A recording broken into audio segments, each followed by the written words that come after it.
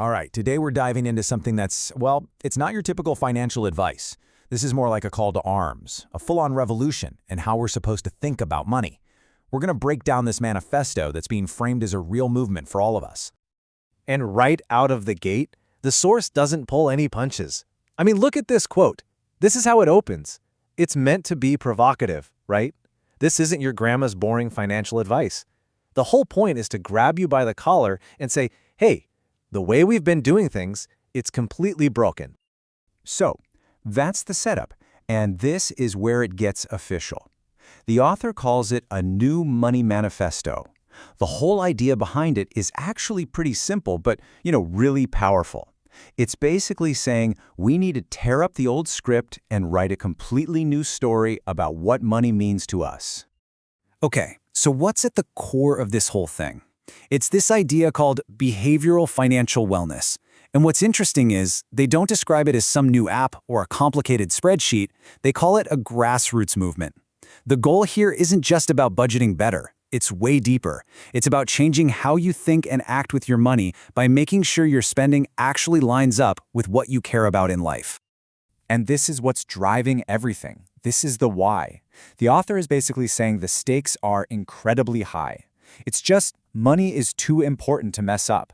This isn't some game, right? We're talking about your well-being, your security, your shot at living a life you actually enjoy. All right, so if the old way is so wrong, you've got to ask, who's to blame?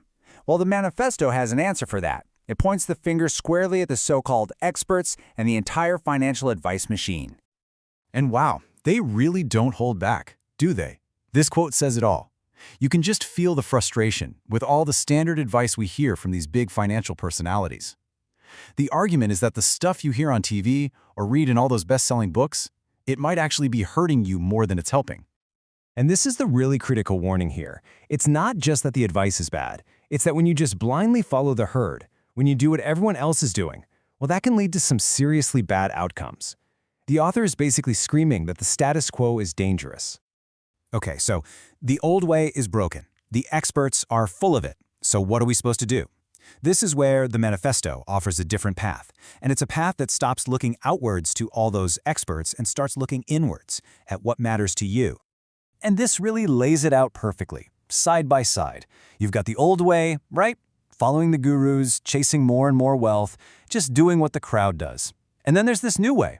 The path they're talking about is all about following your values, being intentional with your money, and, creating your own path instead of following someone else's. So what's the end result? What's the big payoff for doing all this? Well, according to the manifesto, it's about making things easier, simpler. When you know what your values are, those tough spending decisions suddenly get a whole lot clearer. It's not just about, can I afford this anymore? It's about, does this help me build the life I actually want?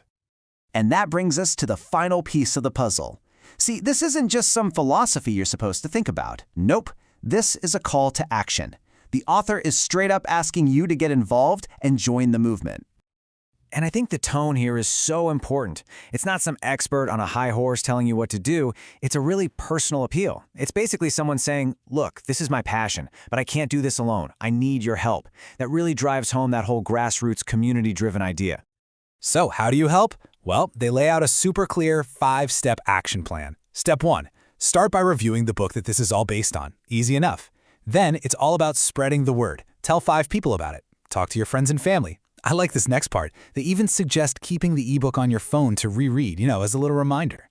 And finally, they want you to join the online community and share your own thoughts. It's all designed to build on itself, like a real network. So at the end of the day, it all boils down to this one big question. Can a movement like this, a grassroots thing that spreads from one person to the next, actually take on the giant established financial industry? I mean, can it really fundamentally change the way we all relate to money? The manifesto argues that yes, it absolutely can, and that's a pretty powerful idea to leave you with.